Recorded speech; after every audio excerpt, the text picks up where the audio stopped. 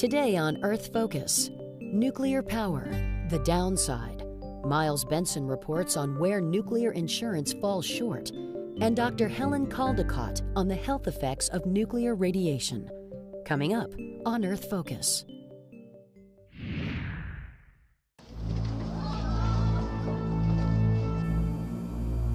An earthquake and tsunami struck Japan's Fukushima nuclear power plant.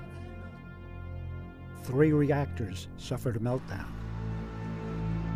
The Japanese government has raised the crisis level at the Fukushima Daiichi nuclear power plant from 5 to 7. The confirmed death toll continues to climb.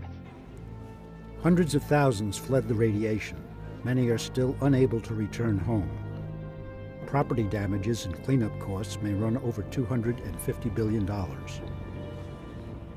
The operator of the disabled Fukushima Daiichi nuclear power plant has agreed to make provisional damage payments to residents living around the plant. What if it happened in the United States? Who would pay? A catastrophe like Fukushima could erase all existing insurance protection under federal law. It makes the U.S. liability compensation system look grossly inadequate. There are 104 nuclear power plants in the U.S. spread across 31 states. They produce 20% of our electrical power. They all carry some insurance against a nuclear accident, but the combined total coverage is only $12.6 billion. Beyond that, Americans would be uninsured, or as the insurance industry puts it, naked.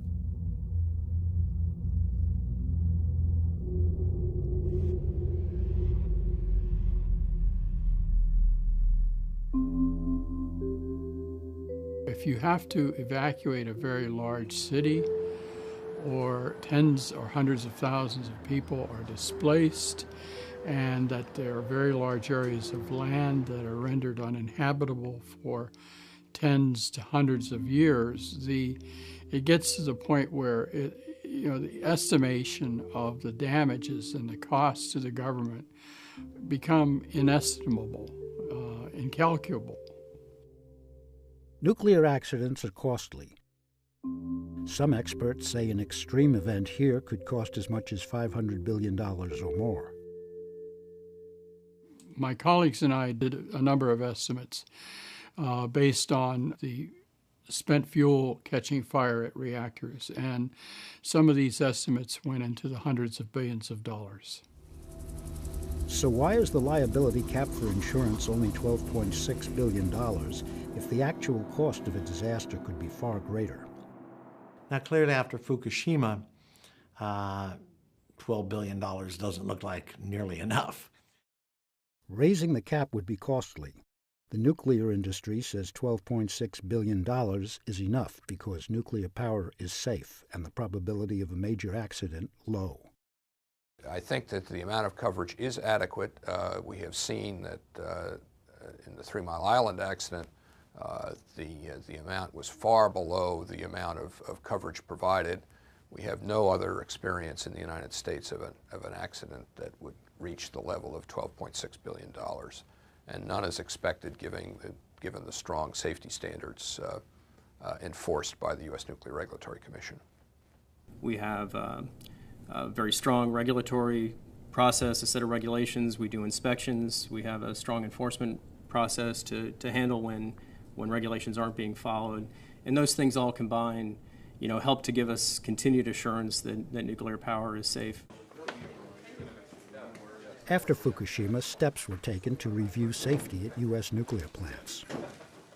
Right now, we are a little bit more than 2/3 of the way through a 90-day review that we're doing to see if there are any immediate short-term issues that need to be addressed to deal with the events at Fukushima. Fukushima reinvigorated this discussion of how NRC considers land contamination economic consequences within its regulatory framework, and also if the NRC would like to do anything differently in the future. We're always looking for ways to improve the regulatory process and how we regulate the civilian uses of nuclear materials. But some experts are concerned about safety and regulations. Today, U.S. nuclear power plants are aging. Built to last 40 years, more than half are at least 30 years old. if we're going to have nuclear power, then we believe it has to be as safe and secure as possible. And we've been long concerned that neither in the United States or other countries is the regulatory infrastructure adequate to make sure nuclear plants are safe. I think that there is reasonable assurance that we're never going to have a catastrophic accident of the magnitude of what happened in Japan. But that doesn't mean it couldn't happen. You know, it can be the black swan event. Low probability of occurrence, but high impact. Today, 6 million Americans live within 10 miles of a nuclear plant, and 120 million live within 50 miles. But nobody can buy private insurance against damage to their property because of a radiation leak or other consequences of a nuclear accident.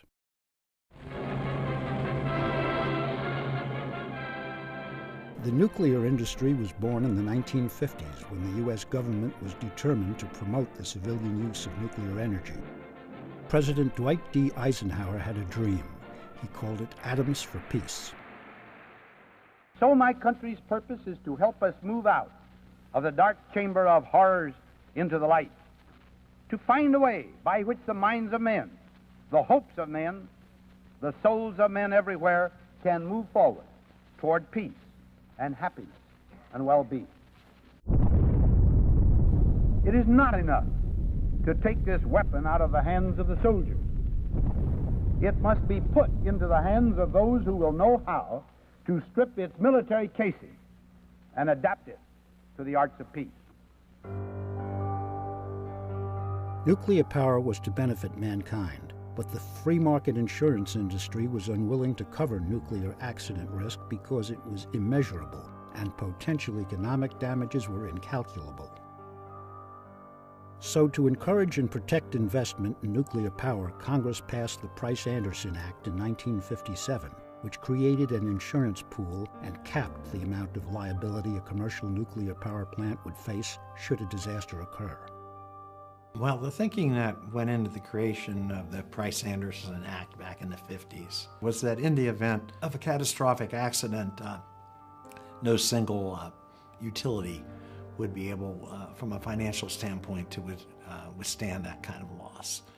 But it was always designed primarily with the view that the accident would probably be the destruction of the physical facility itself, and it wasn't ever thought about, you know, a catastrophic accident that went far beyond the plant's geographic borders and into the surrounding community. When Price-Anderson was first adopted, there was $60 million of insurance and $500 million of United States government indemnity. The act was later amended to provide that all of the money would come from private sources. At the present time, the first tier is composed of insurance of $375 million. If that were not adequate, then each operator of the 104 nuclear power plants would be assessed about $111 million. This totals about $12.6 billion. Anything beyond that is not covered by insurance, and it would be up to Congress to decide whether they wanted to appropriate the funds. If we start talking about $400 or $500 billion, there is no way that any politician is going to vote for the public to take on that kind of liability. You cannot tell Congress that in the future at some time they're going to have to pass a law to provide many, many more billions of dollars in case of a nuclear accident. That's a fairy tale. I think we have a $16 trillion deficit right now. It would obviously probably have to be some kind of deficit financing with major implications for the economy and for maybe even the value of the dollar in the worst case of scenario in the world economy. The way it works is that many of these reactors are now owned by multi-tiered holding companies that have layers and layers of what they call limited liability corporations beneath them. And each LLC basically represents a reactor and has no other assets. The whole concept of a limited liability corporation by virtue of its definition is to shield the parent corporation from liability. What happens under these corporate structures is that if such an accident of such great magnitude were to occur, these limited liability corporations could promptly declare bankruptcy and shield the parent corporation that leaves the taxpayer holding the bag to pay for the liability. Only Congress, with the President's approval, can raise the mandated level of insurance coverage against nuclear accidents. There's been no sign they intend to do so, and the nuclear industry is quite happy with that. It's sort of short-term greed. That what drives the industry more than anything is making as much money as quickly as possible and as long as possible without incurring any large expenses that would cut into their profits. It's that simple.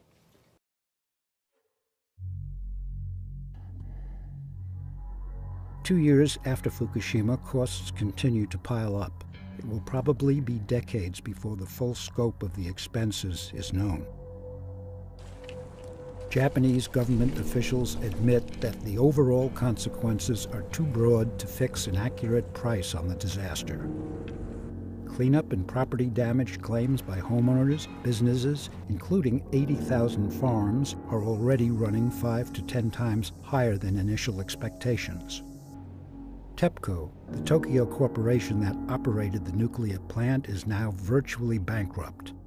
Japan's leaders are struggling to continue payouts to tens of thousands of their citizens who may never be able to return to homes contaminated by radiation. Adding to the financial burden now are collapsing property values in contaminated areas and related increases nationally in the costs of alternative coal, gas, and oil. And then there is another human dimension, the slow future unfolding of cancer cases in those exposed to contaminants, particularly children. In February 2013, a World Health Organization report said that radiation from Fukushima posed minimal health risk to the general population of Japan. But the WHO acknowledged that emergency workers at the plant who inhaled high doses of radioactive iodine face an increased risk of developing thyroid cancer, and that children exposed as infants in areas closest to the power plant have a slightly elevated risk of contracting leukemia, breast, or thyroid cancer in their lifetimes. Critics say that the health impacts of Fukushima are far from insignificant and will increasingly be evident over time. One of the harshest of these critics is longtime anti-nuclear activist Dr. Helen Caldicott, a pediatrician and author. She offered a far more dire view of Fukushima's health impacts soon after the disaster. Dr. Caldicott, Fukushima. Is it possible to forecast the health consequences to the Japanese people, and on what scale are they likely to materialize? Well, it's a guess, really, but I have been following it extremely closely every day since the thing started. And I must say that 2 days after it began, I got this horrifying vision and feeling that this was like descending into hell, and that there's nothing anyone could do about it or will be able to do about it, and the results are irreversible. I thought hundreds of thousands would die as a result of Fukushima with cancer or leukemia, but it will also affect future generations down the timescale, both from the fact that the food and the ground in large areas of Japan is heavily contaminated with isotopes that last for hundreds of years. So they reconcentrate back in the food chain continuously, so you never get rid of the things.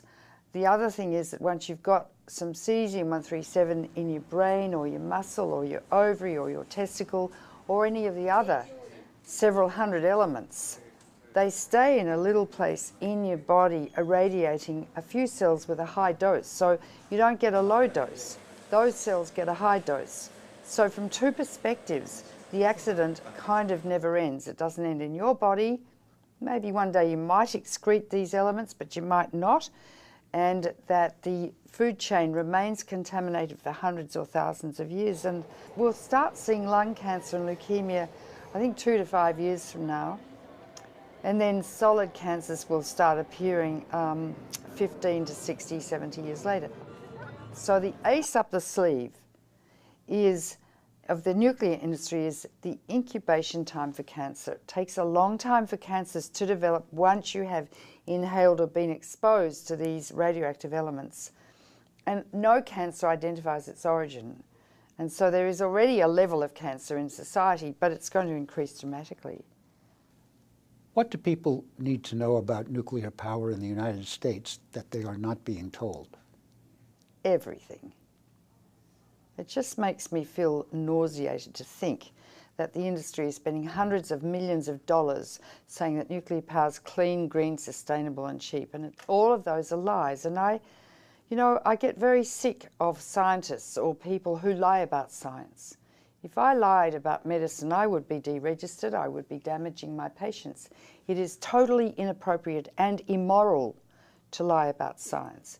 Nuclear power, produces large quantities of global warming gas because it relies on a massive industrial infrastructure of mining, enriching, 2 huge coal-fired plants to enrich your uranium, building huge reactors, knocking them down in 30, 40 years, storing radioactive wastes for 500,000 years. I mean, none of that is taken into account. So nuclear power adds substantially to global warming. That's lie number 1. 2, it's not cheap because it's all paid for by tax dollars, except when the reactor's built. And even then the utilities don't pay any insurance. If there's an accident, you taxpayers pick it up. The utilities make money by selling electricity, that's all. They don't have to build the reactors, it's all subsidised and paid for. I mean, no other industry has that sort of subsidisation. And do you know why? Because it's the prodigal son of the weapons industry. And when nuclear power was begun by Eisenhower in the 50s, atoms for peace, the weapons industry said we require nuclear power as a sort of Trojan horse, camouflage to hide behind. And then everyone said it was safe. The Japanese didn't want nuclear power after Nagasaki and Hiroshima, but they were talked into it. So it's a really wicked, wicked industry. And any country that has a reactor, be it Syria, Saudi Arabia, you name it, they have a bomb factory. Because each reactor makes 500 pounds of plutonium a year.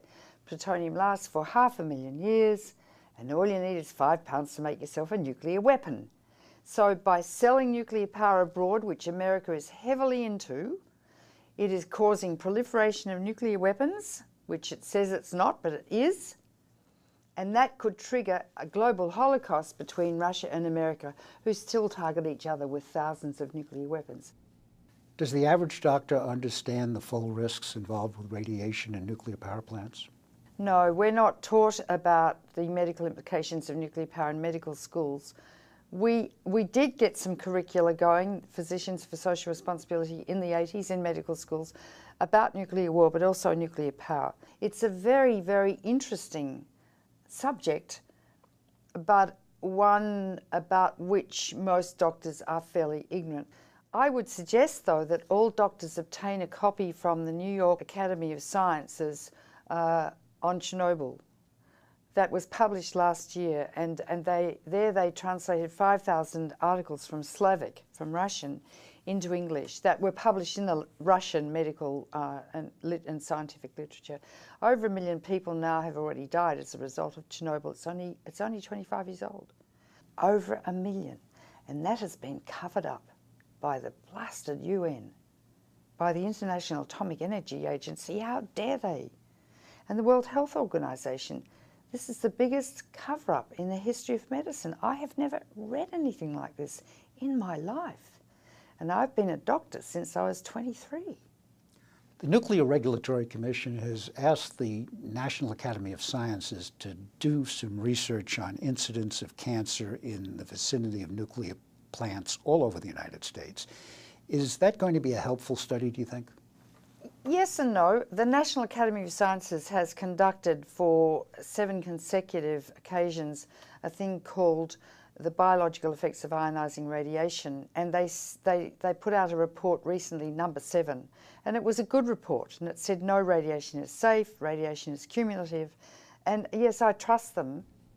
There's a huge push by the industry to prevent really decent research being done. But in a way it's unnecessary, because the German government, and the Germans are very precise with their data, examined, I think, 16 old reactors and looked at children under the age of 5 who lived within 5K of the reactors. And they had more than double the incidence of leukemia. Children are 10 to 20 times more radiosensitive than adults. More than double the incidence of leukemia and a high incidence of solid cancers. And the closer they lived to the reactor, the higher the incidence of malignancy. Now that study is absolutely classical. You can't find any holes in it at all. And in a way, it doesn't need to be repeated. The data's there. It's not just cancer, it's deformed children as well, isn't it? If a fetus, a normal, genetically, chromosomally normal fetus, is exposed to a tiny bit of plutonium that lodges in its brain, developing brain, it can kill the cell that's going to form the right half of the brain or the left arm. That's called teratogenesis, damage of a normal fetus. And that's what that drug thalidomide did when women took it for morning sickness and their babies were born with no arms or no legs. It does that. It also, plutonium in particular, which is highly mutagenic, lodges in the testicles. It has a predilection for testicles, and it lodges next to the spermatogonia, the cells that form the sperm, the precursors. And it's an alpha emitter, highly mutagenic, so it can mutate genes in the sperm to induce genetic mutations and genetic disease down the generations. Now, there are two sorts of mutations. Dominant, so if you have a baby with a dominant mutation, like brown eyes, the baby will have brown eyes, or dwarfism, achondroplastic dwarfism is dominant. But most mutations are recessive, like blue eyes. You have to have 2 genes to have blue eyes. Whereas if you have a brown eye gene and a blue eye gene, you're going to get brown eyes.